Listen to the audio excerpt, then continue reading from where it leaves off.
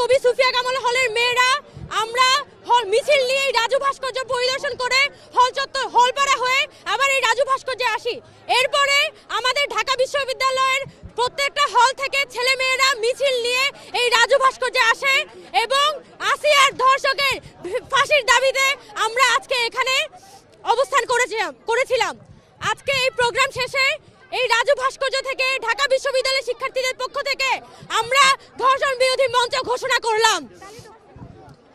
আগামীকালকে সন্ধ্যা 7:30টায় আসিয়ার ধর্ষকদের ফাঁসির দাবিতে এবং বিশেষ ট্রাইব্যুনাল গঠন করে প্রত্যেকটা ধর্ষণের বিচারের দাবিতে আমরা পুনরায় মশাল মিছিল করব এই রাজু ভাস্কর্য থেকে।